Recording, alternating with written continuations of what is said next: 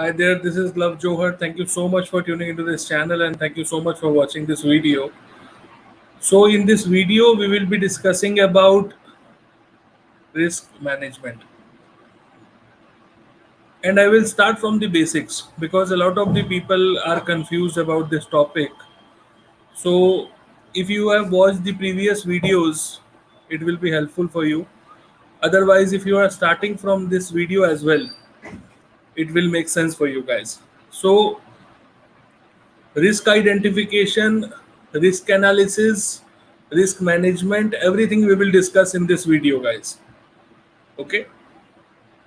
So, first of all, let us understand what is risk, guys. What do you understand by the term risk? Okay. So, as per ISO 31000, ISO 31K, risk is the effect of uncertainty on objectives, guys. The effect of uncertainty on objectives. Let us try to understand this definition a little bit more. The effect of uncertainty. Uncertainty related to any event on objectives. What objectives are we trying to discuss here? We are trying to discuss here about business objectives, guys. Business goals. We are trying to discuss here what are the business outcomes that you are trying to achieve. Okay. After that, NIST SP 800 30 defines risk as a function of the likelihood of a given threat source exercising a particular potential vulnerability and the resulting impact of that adverse event on the organization. Okay.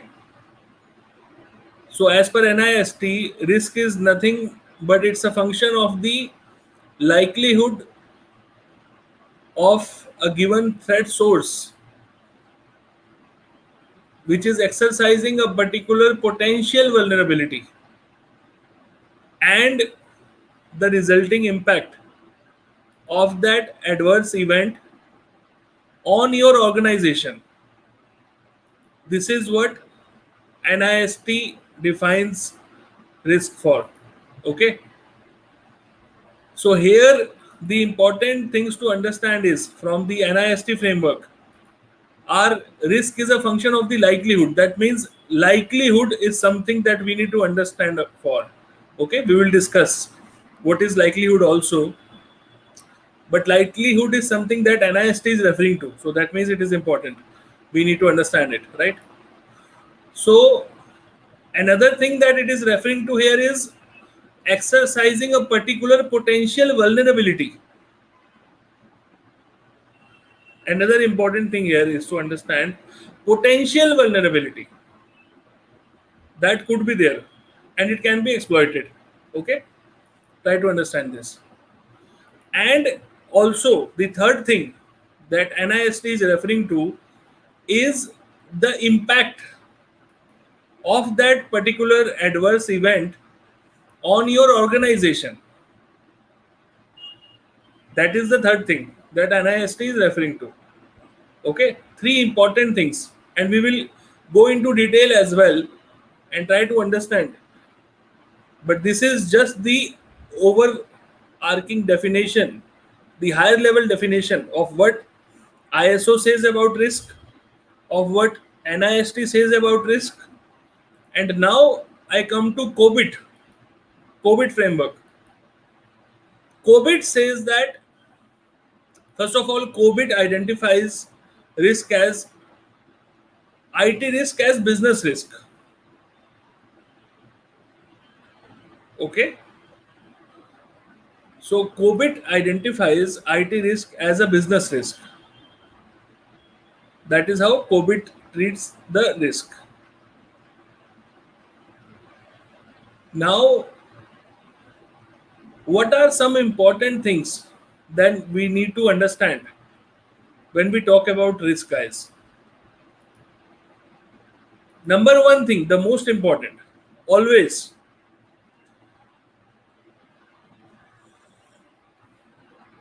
risk is expected to occur in future. It is always expected to occur in the future. Impacts can be positive or negative. It is not a case where the risk will always have a negative impact, guys.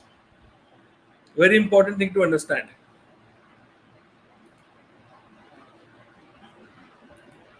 Any unknown factor can cause the risk, and any uncertain event can trigger the risk. Now, how do you define risk? After understanding all this background story, how do you define risk, and how do you equate risk? Is my another point of concern here.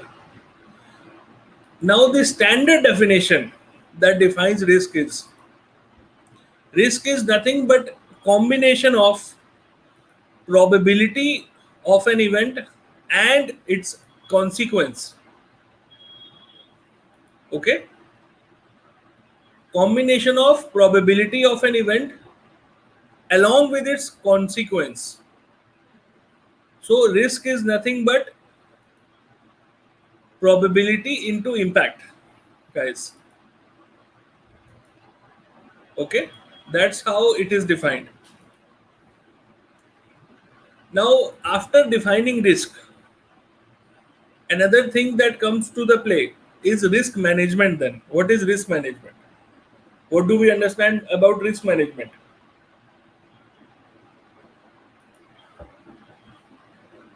Now, risk management is the process of identifying, assessing, and controlling threats to your organization. This is risk management. And it refers to the practice of identifying potential risks in advance, analyzing these risks, and taking precautionary steps in order to reduce the risk.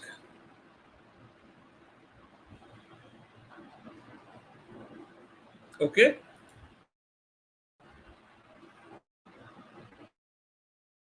so important things are coming out here now, guys. Risk management here is referring to identifying potential risk in advance. That is number one. Second thing is analyzing them, and third thing is taking precautionary steps in order to reduce the risk. Three things are being discussed here, guys. Try to understand. Very important. Okay. Now, what are the important questions that should come to your mind when you talk about risk management? You can write down all this is very important stuff. Risk management is about some important questions. What am I trying to achieve? What might affect me? What should we do about it? What has changed? All these are important questions whenever you talk about risk management, guys. Okay. Now, first thing I'll talk about here is risk identification. Okay. Before I go into risk identification, some key terms that you want to understand first. Then we will jump into the risk identification. What is risk capacity, guys? What is risk appetite? And what is risk tolerance? These three things we need to understand first. what is risk capacity, what is risk appetite, and what is risk tolerance. These are the three things that we need to understand. So let us go by one. Risk capacity is nothing but the amount of loss any organization can tolerate without its continued existence being called into question. It's called risk capacity. And what is now risk appetite? These key terms are important. Anybody can ask you in the interview also. No big deal. Okay? But you should understand them. Risk appetite now is the amount of risk that any organization is willing to accept. The amount of risk that any organization is willing to accept in order to achieve their business goals. This is risk appetite. Now, how the risk capacity is differentiating with the risk appetite? Try to understand this. This is very important, confusing, but we need to understand this if we want to understand the concepts. So now, in risk appetite, the organization is willing to, okay, organization is willing to accept some certain risks, right? However, in risk capacity, we are referring to how much risk an organization can withstand. Okay, it's not willing to. It's that is the risk capacity. That is the upper limit. It can't go beyond that. Okay, so this is how these are different. Okay. Now, what is risk tolerance? What do you understand by risk tolerance? So, risk tolerance is nothing but these are deviations that you have for your risk appetite.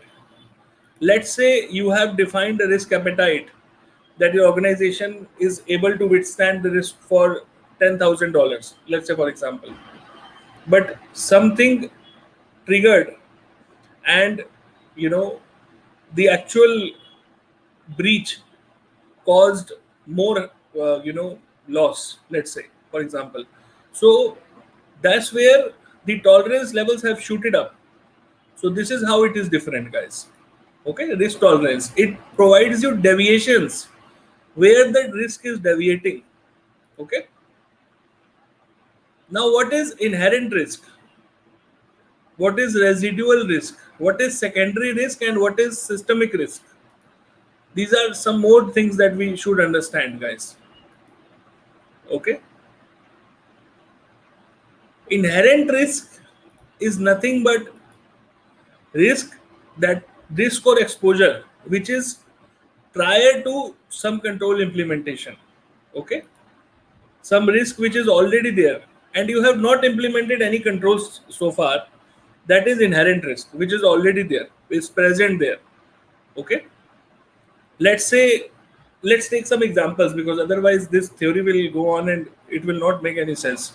So let's say you have a server and it is not being patched for a while, and it's a legacy software that you have, but now this is a risk and you have joined an organization, you come to know about this. So this risk is inherent risk for you. Okay, try to understand it this way. Nothing has been done so far, you have not patched it, there is nothing that has been done on it so far. Okay, now coming to residual risk. What is residual risk? Residual risk is risk that remains after the control has been implemented. Now let's say you have patched the server operating system on which the legacy software was there, but still there is no way to patch the legacy software, right? Because it is a legacy software, you don't have the updates to it. So now Even after implementing a control where you have patched that server, still you have residual risk. Why? Because you cannot patch the legacy software. It cannot be patched. There is no way. Okay. So this is residual risk that is still there. Okay. Try to understand this. Now, what is secondary risk? I will take the same example now and I will tell you what is secondary risk. Now, in this case, in the same scenario, let's say somebody is able to get into that server operating system. Because of that legacy software, there were some ports which were open in order to access that legacy software, and somebody got access to it. Now, because of that, they got access to the entire network. Okay, so this is called secondary risk, and the definition is one risk response may cause second risk event. I hope this is making some sense here. Okay, so one risk is triggering another risk in this case. Okay, so this is called secondary risk. Now coming to systemic risk. What is systemic risk? Systemic risk is simple to understand. Systemic risk is nothing but risk to the IT systems. As simple as that. Okay, risk to the IT systems is called systemic risk. Now let us understand, and I hope that all of you who are watching are noting these down. Otherwise, you will forget all this. If you are even watching this video later on, I would request you to note down and create some points, guys. Otherwise, this all will go away. I also have points in front of me where I'm trying to explain them. Without writing, you cannot explain anything, right? So make sure you note down these important pointers that we are discussing here. Okay, only then it will make sense. There was somebody who actually informed me people are maintaining diaries of my notes. They say that they have sent me even photos of their notes. They say that we have a lot of copies of your notes, which is important because when you go for interviews, these copies will help you, guys. It is important you do that. These notes will remain there with you if you will write it. Without writing, it will not be for long. You will forget all this. Okay, so two things I would recommend.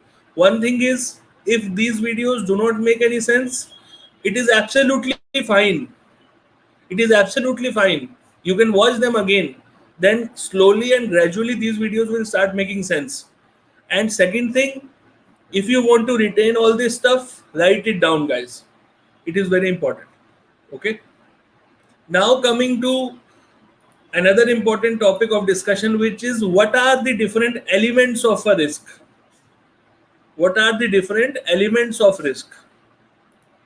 Okay, so you must be thinking, what are the different elements of what comprises the risk? What are the ingredients? I would say number one is assets. Now what is asset? Asset could be anything: server, network, database, physical information. Anything could be an asset. Tangible, non-tangible, reputation, financial loss, anything. Asset could be anything, guys. Anything that is important to the business is an asset that you need to protect. Okay, so that is the first thing, first element of risk. Now what is the second element of risk? It is vulnerabilities. Okay, what is the third element? It is threats. What is the fourth element? Fourth element is something that I am discussing first time on this channel, and it's very important, especially when you will go for risk analysis, and we will discuss that. That is called asset value. Asset value is something that we will understand now. What is asset value?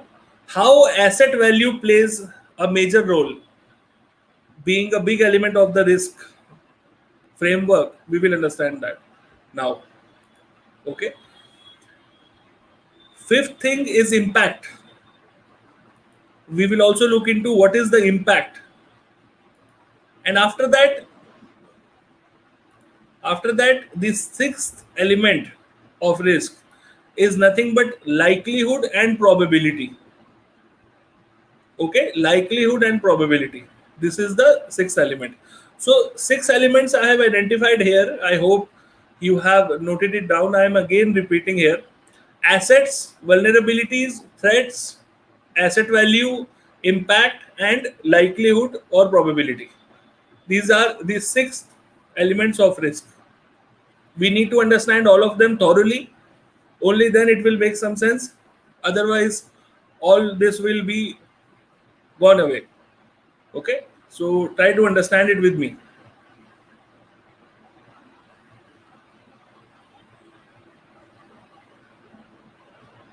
What are the goals of information security, guys? Why are we doing all this? Why are we trying to study risk management, risk identification, risk analysis? What is the objective here?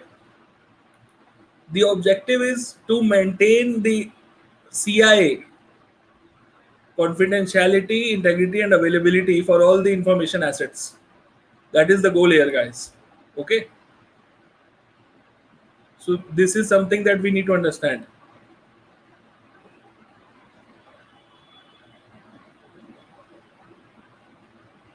I think a lot of people are watching. I can see the live stream. Any questions, whatever I have discussed so far, feel free to add in the chat. Okay, I'll try to answer them if I get a chance.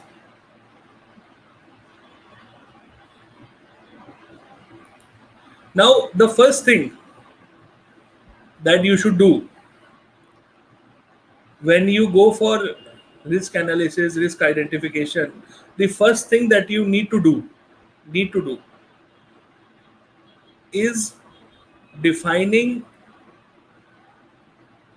what is the objective of the organization, what is the objective of the business, understanding the organization, understanding the business processes that the organization has. Okay, this will be really important and it will help you in the long term. I will explain how. Okay, now what do I mean by that? If I say that, that is a very high level thing, understand the organization. But what do you have to do now? You have to understand what is the aim and objective of the organization. What are the different core business units that you have? What are the different production functions that you have? What are the different processes that are involved is here? Who are the internal and external stakeholders that are out there? It could be third party vendors, it could be different stakeholders, but you need to understand them. Okay, which are the different stakeholders here? What is the organization doing in order to control and mitigate all the risks which are currently present in the organization? Is there a risk management framework there? If it is there, how much is evolved is the framework? How much updated is the framework? That is something you need to look for. Okay, are there any laws and regulations or standards or rules which apply to your organization? These things you have to understand, guys. When I talk about understanding the organization, these are the important parameters that you have to understand. This is where you should start. Okay, do you have a legal structure in your organization? Do you have a compliance structure in the organization? All these things you have to consider first. Okay, it is not referring to a template and listing down all the assets in on one side and calculating the probability and likelihood. No, it is not like that. You have to understand the business first. You have to make sure you understand the business first. Business always comes first. Okay, make sure you understand the business and your organization. That is where it all starts. Okay, so make sure you do that.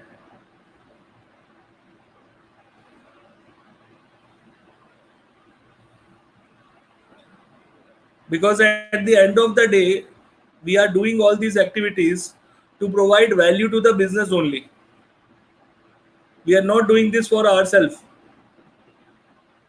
If we are trying to reduce the risks, which are actually not business risks, then you are actually adding to the problem. You're not resolving anything.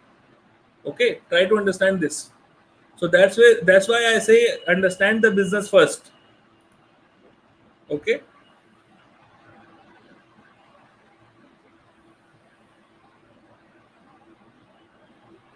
and your objective for doing the risk management should be aligned always, no exception to this rule, to the business goals, guys. Always remember this. Whatever you do, it should be aligned with the business goals, and you have to understand that part. There is no exception to this rule. Okay.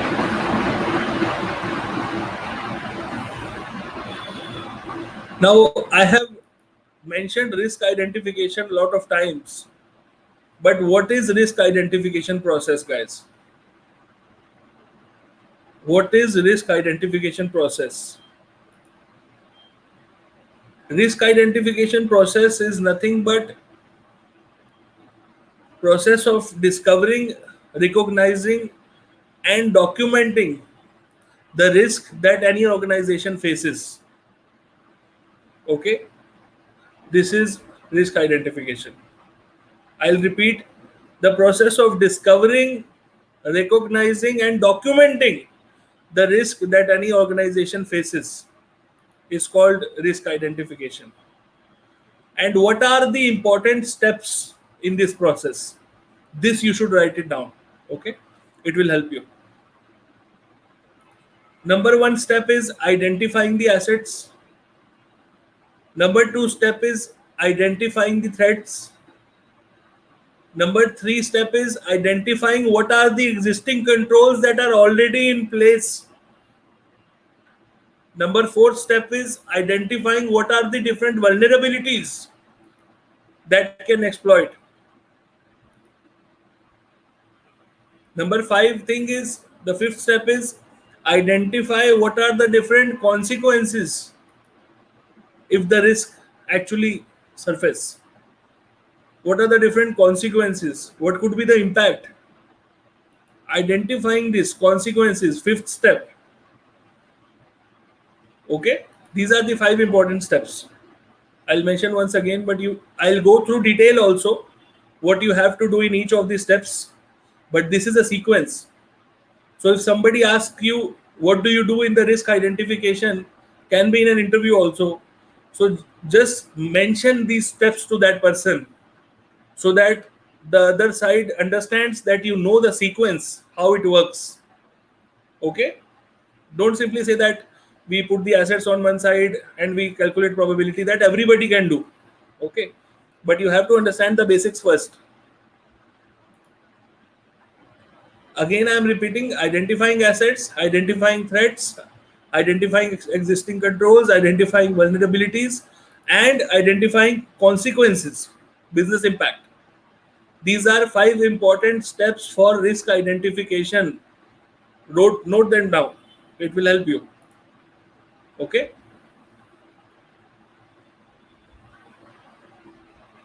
What is the output of risk identification process? What are we trying to create here? What are we trying to achieve here? I have given you a process, but what is the objective here? Okay. The objective is to create risk register, guys. We want to the output of all this activity would be a risk register, right? So that is the output that we are looking for. Okay. So Suresh is here. Suresh has a question. Welcome to the channel, first of all, Suresh. Suresh Bhatt is here. So Suresh is asking how to do control scoping for SaaS-based applications. Okay, Suresh, I'll answer this question once I come to the scoping topic. Okay, I haven't discussed scoping yet. We will come to scoping as well. So once I'll do, I'll answer this question. Okay, but a good question, Suresh. I can say that clearly. Okay, I can answer it right away, but it will not make any sense to the other viewers. So that's why let it stay there. Okay. Now the output we have already discussed. No problem, Suresh. The output we have already discussed. What is the output that we are looking at? Okay. Output is risk register. That is the output that we want to aim at, right? So that is the output we are looking at. Now, somebody can ask how a risk practitioner can find the sources for identifying the risks. How should they start? Where should they begin? What are some important startup things for a risk practitioner to begin the risk identification process? Okay.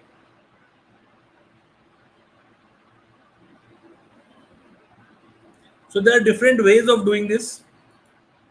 There are different frameworks out there you can follow. Of course, there are templates which are out there you can use. But some things that are important, and I would like to mention them here, especially for risk practitioners, would be experience of your past projects, similar projects. It could be in the same organization you are working on, or it could be in the past organization. This would always help you. Okay.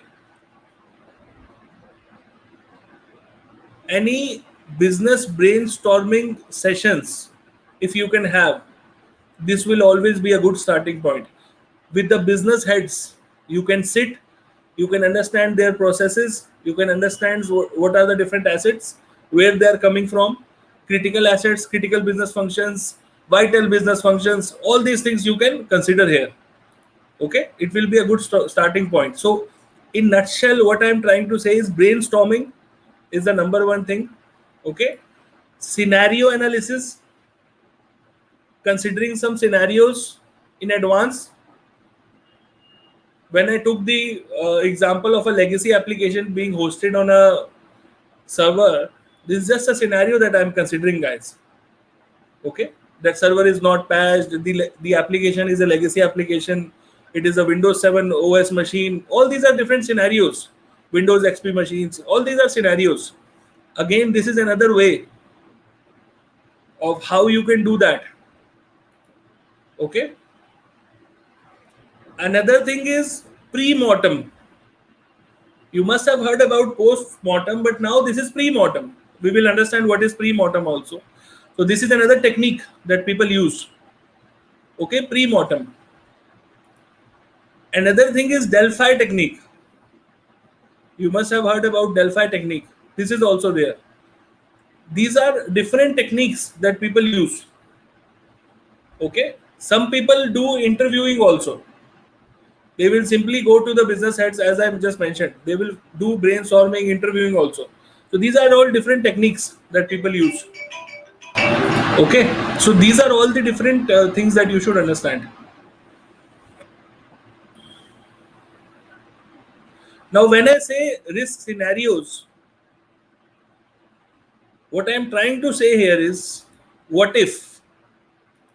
What if this happens? What if somebody logs into that unpatched server? What if somebody logs into that legacy application? What if? So, what if will be your friend here in understanding these scenarios. and you have to keep on playing these what ifs in your mind, guys. Okay, that's where scenarios would help you. It requires some creativity also. It requires some imagination and creativity also.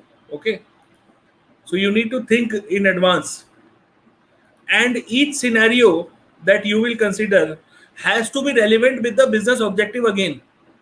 You cannot skip business objective at any point, guys. This is very important. Whatever scenario you are thinking, it should be aligned with the business objective again.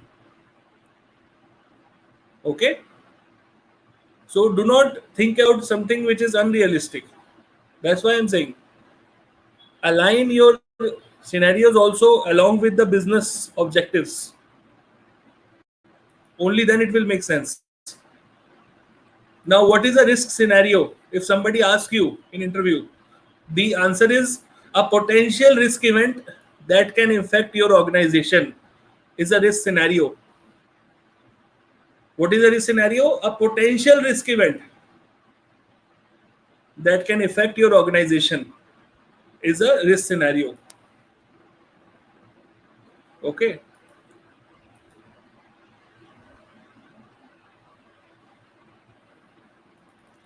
Now, in the next video, I will give more, understanding around how you can build your risk scenarios. Okay, I do not want this video to be too long. In the next video, I will give you actors, threat types, events, assets, and impact analysis for the risk scenario. Okay, the slides are in front of me, but I do not want this video to be too long. So this we will cover in the upcoming video. Okay, so I think let it stay there for now. And again, if you have any questions for whatever I have discussed so far, feel free to ask in the comment section, and I'll be more than happy to respond back, guys. Okay, thank you so much for tuning in. Okay, so just to give brief to Suresh, because Suresh has asked a question, how to do control scoping for SaaS based application. So Suresh, it depends upon where the application is hosted, my friend. If the application is hosted in a cloud environment, then the scoping will vary. And if it is an in-house application, then the controls will vary. There is a responsibility matrix for cloud hosted SaaS applications, and mostly I have seen most of the SaaS applications are cloud based only. That's why I am referring to that again and again. So if you have in-house SaaS based application which you are hosting inside your data center, then let me know. I will provide you how you can scope that, how you can define control scoping for that. But normally it's cloud based, and every cloud vendor has a matrix defined for what is the customer's responsibility area and what is the vendor responsibility area, which controls vendor will apply, which controls customer will apply. So these metrics are already defined. AWS also has it, Azure also has it, all vendors have it. Okay, so I would like you to comment in the comment section on this video, Suresh, and I will give you more details, but complete description of where the application is hosted, and if you can provide the name of the application also, then I will give you much precise answer. Okay, so thank you so much for tuning in, guys, and take care. Thank you. Bye bye.